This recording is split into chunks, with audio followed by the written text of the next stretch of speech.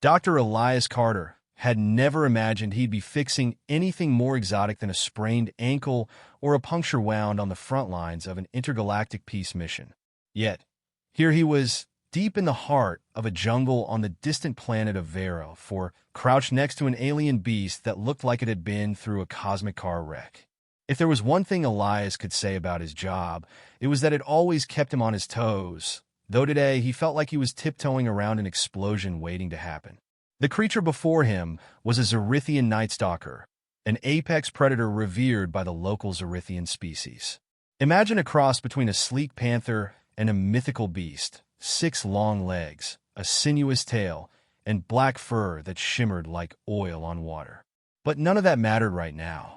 What mattered was the fact that it was suffering from an infestation of parasitic creatures that had decided to settle in its bloodstream, digestive system, and anywhere else that wasn't already occupied. If parasites were the social parasites of the universe, this little number would be the party planners. Elias tugged at the beast's fur, grimacing at the sight of the swollen, inflamed patches where the parasites had burrowed in. "I think I'd rather remove a nuclear splinter than deal with this," he muttered, careful not to get too close to its snarling maw. The Night Stalker, for all its intimidating appearance, had long since run out of fight, though that didn't stop it from making occasional growls that seemed more like a threat than a plea for help. He was just about to start setting up his equipment when a voice, sharp and with a strange clicking tone, cut through the air. "Why do you waste your time on this, human?" The voice belonged to Trexia, a Zorithian medic who had accompanied Elias on the mission. Her compound eyes blinked once, then twice, almost in a slow-motion show of disdain. "This creature is lost. It is beyond salvation." Elias didn't look up. "You're always so cheerful, Trexia. You're right, it's beyond salvation. But I'm human. We're known for not giving up, no matter how dumb it might seem. Your species is foolish," she clicked, sounding more resigned than anything else. "This parasite will consume it entirely. We've tried. It is a waste." Trexia, despite being an accomplished medic herself, had one rather disturbing trait. She didn't believe in things like hope or second chances. Her idea of treatment often involved simply letting nature take its course. Unless it was a Zorithian, of course. Then everything had to be perfect. Elias, on the other hand, had a soft spot for lost causes. The kind of soft spot that led to things like bringing a wrecked alien beast back to his mobile med bay, where at best, he'd end up covered in goo and questioning his life choices. "Well, Trexia, I don't know about your people, but where I come from, we don't just walk away because things are hard. In fact, we're pretty good at screwing things up and fixing them later. It's a human tradition. Besides," Elias added with a wry smile, "I don't think this beast is quite ready to give up." The Night Stalker blinked at him, those golden eyes full of frustration or something close to it, before letting out another snarl. Elias chuckled. "See? That's the spirit," he said, turning to his medical pack. "All right, you time to get cleaned up?" Trexia's antennae twitched in what could have been considered an alien expression of disbelief. "You cannot be serious. You are too sentimental, human. I've seen this parasite before. There is no cure." "Yeah, I've heard you say that," Elias responded, preparing his tools. "But let me tell you something about humans. We're like cockroaches when it comes to fixing things. We don't know when to quit, even when it's a disaster." Trexia tilted her head. "I am aware of cockroaches. They are inconvenient, but they have no purpose in this conversation." "Exactly. You got it?" She shook her head slowly, clearly unsure whether Elias was joking or just that stubborn. In her mind, the Night Stalker's chances of survival were the same as a rock trying to grow legs.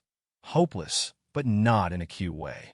The Zorithians weren't cruel, but they didn't waste resources on things that couldn't be fixed. To them, this was a lost cause, and they had seen plenty of those in their long history.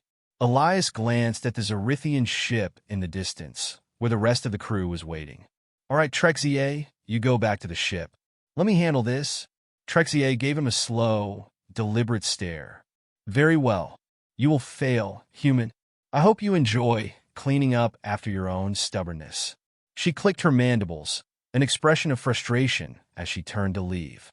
Elias shook his head with a smirk, muttering, I do enjoy cleaning up after my mistakes, actually.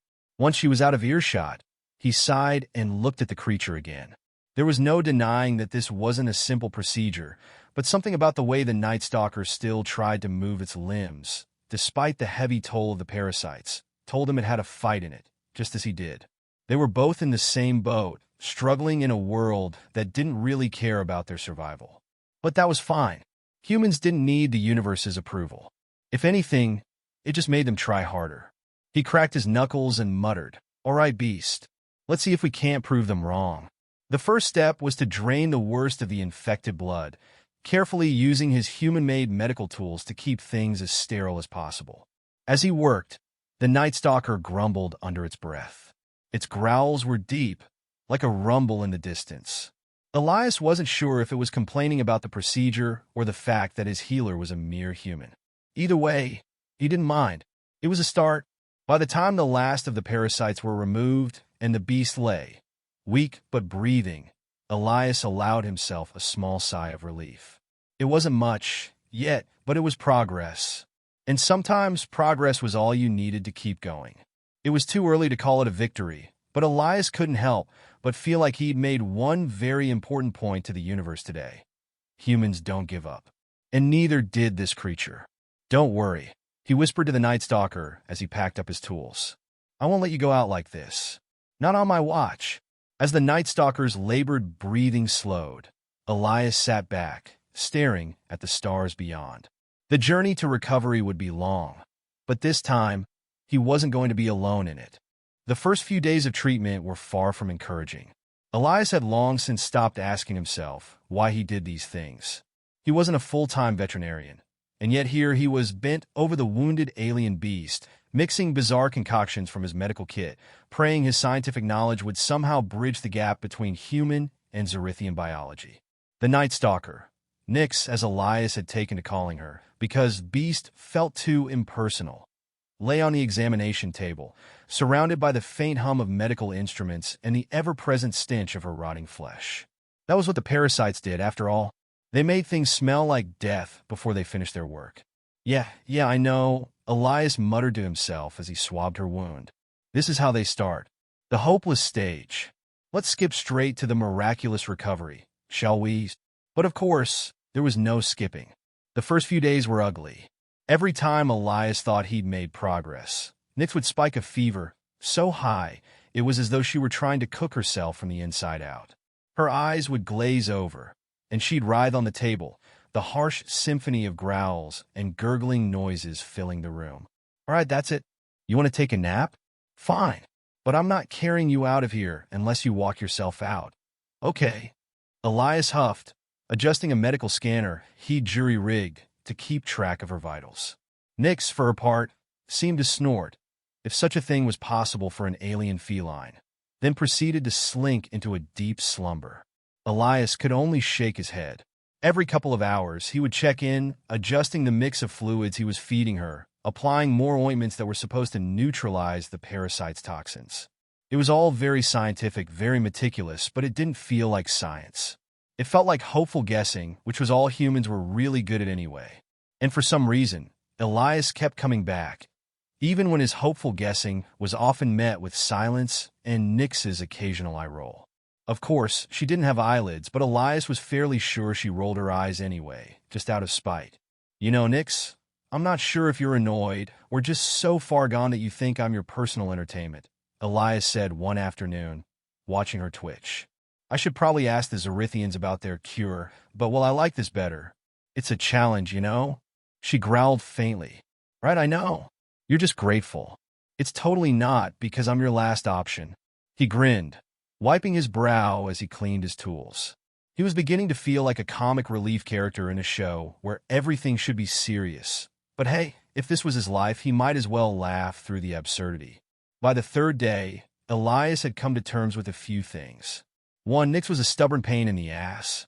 2. Parasites might be the most obnoxious life form in existence, ever. And 3. Zorithians were right about one thing. Saving a creature on the brink of death with nothing more than human medicine was stupid. But he wasn't going to stop. Elias had learned to hold her down during the worst of the convulsions. He'd learned that bitter fluids helped keep the fever at bay, and that keeping her hydrated was less about water and more about a mixture of diluted alien herbs that didn't taste like wet trash. Every day felt like a battle. He and Nyx were both losing ground, but Elias couldn't bring himself to quit. It wasn't in him. "What, you think you've seen the last of me?" he muttered one morning after Nyx had nearly bitten him in a moment of desperation. "I've had worse from the Zerithian chefs, and they don't even have teeth." Despite his flippant attitude, the reality was he was running out of options. His supplies were limited, and he was fighting an invisible enemy.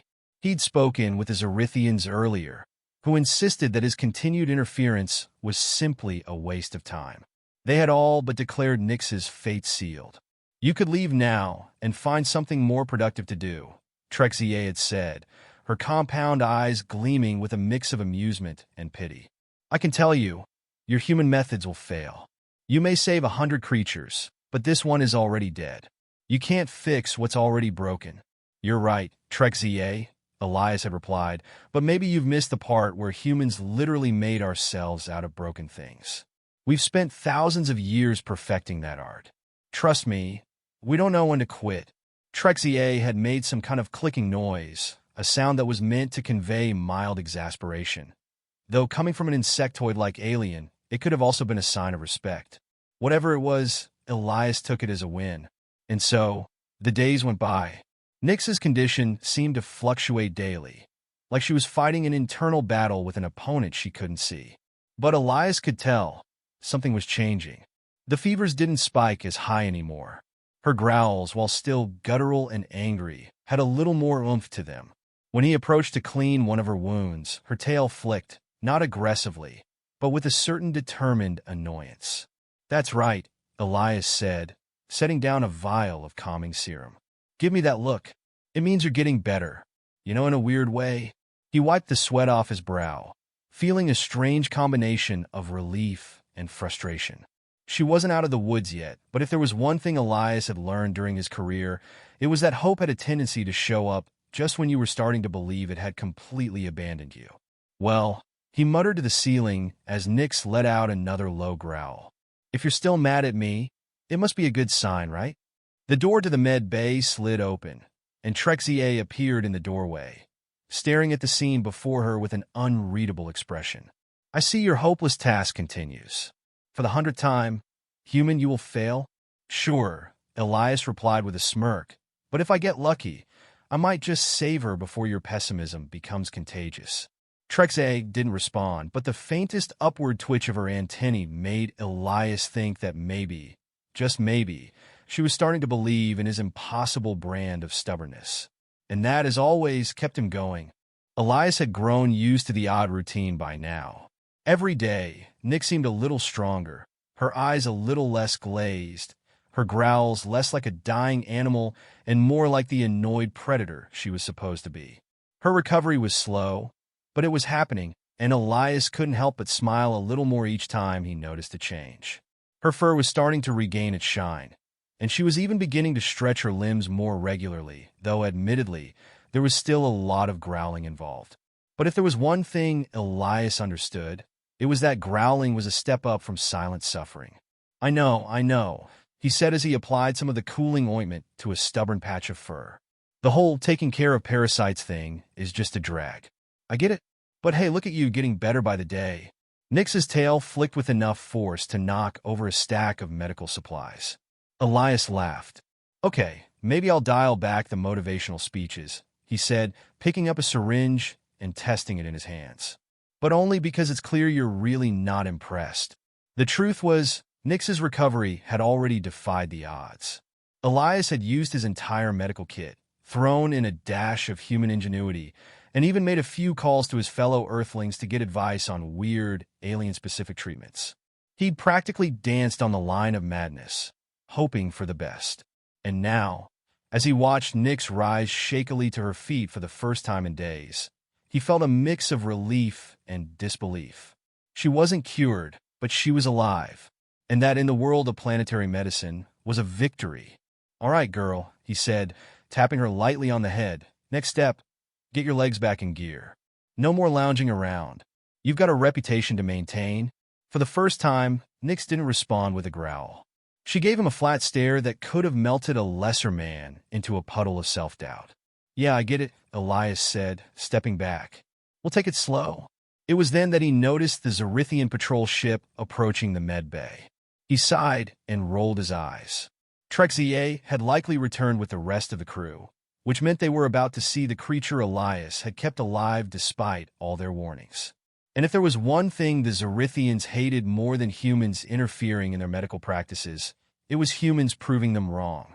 Sure enough, the moment the door slid open, Trexie's sharp eyes locked onto him. "I see the creature still lives." "How disappointing." Elias grinned, letting the sarcasm roll off his tongue.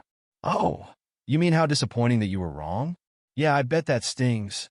"Don't worry, it happens to the best of us." Trexie's antennae twitched. "You still waste your time, human.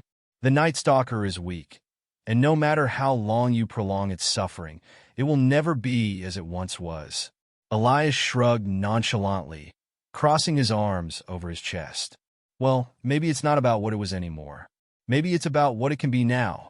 Living instead of rotting."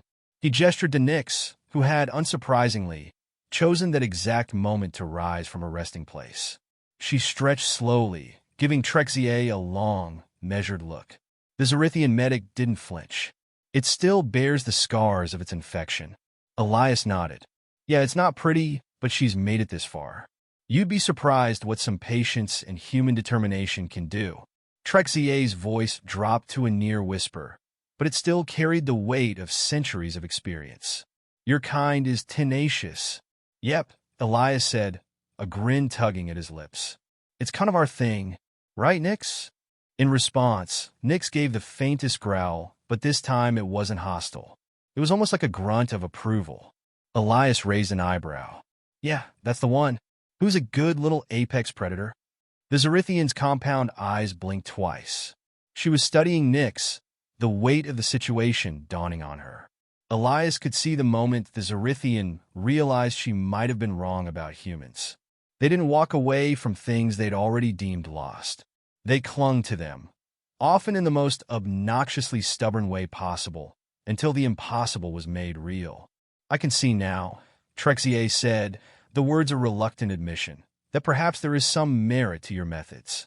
Though I still believe that this," she waved a clawed hand toward Nyx, "should not have been allowed. But it was," Elias said quietly, "and it's standing here now. There's no reason to just throw things away, because they're broken. We might not have the same perspective, but that doesn't mean we can't find something to save." There was a long, charged silence. Nyx stretched her legs again, not fully trusting them yet, but clearly more willing to attempt movement. Her golden eyes never left the Zerithian, as though daring them to challenge the progress they'd witnessed. Trexie's gaze softened, just a fraction. "Humans do not give up, do they?" "Nope," Elias replied with a grin. "And that's what makes us a pain in the ass, but also kind of awesome." The Zerithian medic tilted her head, then looked back at Nyx. There was no more judgment in her expression, only thoughtfulness, which was perhaps the biggest victory Elias could have asked for. "So," Elias said after a long pause, "you think you could learn to give up just a little? For the sake of your sanity?" Trexie clicked her mandibles, the closest thing to a laugh that Elias had ever seen. "I will think on it." "Good. But just remember, if you decide to give up this little beast, and I will be here to remind you that you can always try again." Nyx's ears twitched, and Elias couldn't help but feel that she was somehow more alive in that moment than ever before. It wasn't just about the victory of saving a life. It was about proving that things didn't have to be perfect to be worth saving. Humans were living proof of that. As the Zerithians departed, and Elias looked at Nyx with a grin, he had to admit something. He'd gained an unlikely ally in the process. An apex predator might have found its second chance, and for once, Elias didn't mind being the one who had to drag it out.